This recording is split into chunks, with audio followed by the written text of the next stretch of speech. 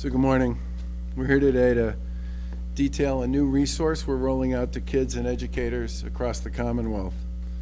I think most people know that Massachusetts has been a national leader in developing school testing programs since the beginning of the pandemic. There are over 2,000 schools across the Commonwealth that are currently participating in at least one form of testing that we make available. And right now, most schools are doing pooled testing, which is a surveillance program that we set up for schools to screen for cases on a regular basis last spring. The data from over a year's worth of pooled testing shows that school is an extremely safe place for educators and kids. Positivity rates in pooled tests are significantly below what you might see in the community overall. Even among a population that is getting tested more often than almost any other group of people, schools continue to see very small numbers of cases by comparison.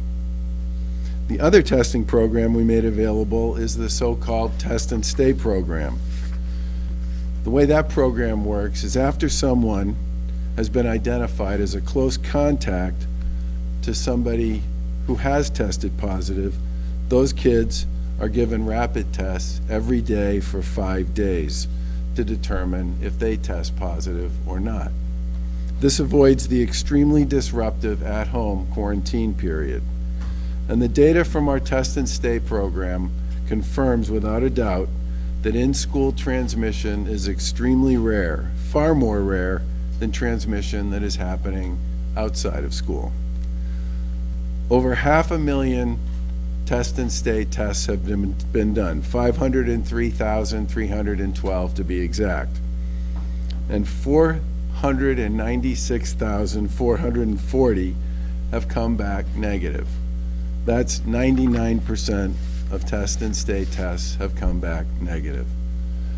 Remember that these tests are given to kids who are identified as close contacts in school with someone who tested positive, and out of 500,000 tests, 99% of them came back negative. Other states that have conducted Test and Stay programs or similar kinds of programs have seen similar results. A CDC study showed that similar programs in California and Illinois found incredibly low rates of secondary transmission in school as well. Clearly, in-school spread is extremely rare.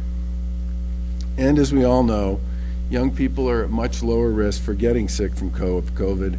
In fact, they are the lowest risk population of all. But this program requires significant resources, both in the form of tests and school staff time, to identify possible close contacts and then contact trace. School nurses and others have done an incredible job around the clock to make this program operate as effectively as it has here in Massachusetts, and it's been massively successful in avoiding days lost at home. But the current state of the pandemic requires that we adapt our efforts to meet the times. And that's why starting next week, our administration, through the Department of Elementary and Secondary Education, will begin distributing millions of rapid tests to schools across the Commonwealth. Schools have a choice. They can choose to opt into this new rapid program as an alternative to the Test and Stay program, or they can stay with the program that's been operating over the course of the past year. With this program, students and teachers take rapid tests home with them and test themselves once a week. This will be supported with the 26 million test order that we announced last week, and will be available over the coming weeks and months to make it work on a continuing basis. Schools that choose to participate in the at-home testing program alongside symptomatic and/or pooled testing will be able to discontinue contact tracing and the Test and Stay program. That will allow schools to focus time and resources on identifying symptomatic individuals. Schools will be able to start opting into the program for staff this week and will receive tests during the week of January 24th, and families will have to tell their schools if they want their students to participate. Tests will start to be distributed to schools for kids the week of January 31st. Commissioner Riley will talk more about the details on this in a minute.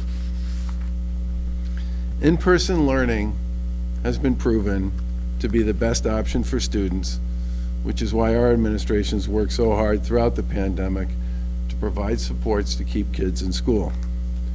All those educators and local officials who've been stepping up to teach their kids in the classroom where they belong have been doing amazing work.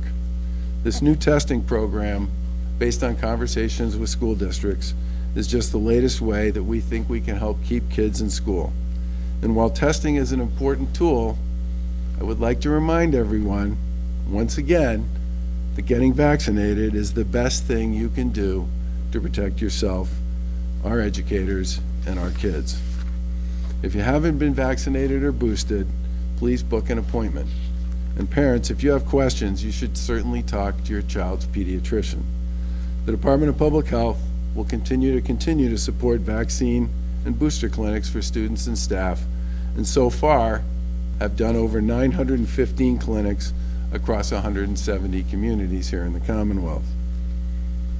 We will go to any school at any time that wants to run one of these clinics. Any school at any time that wants to run one of these clinics.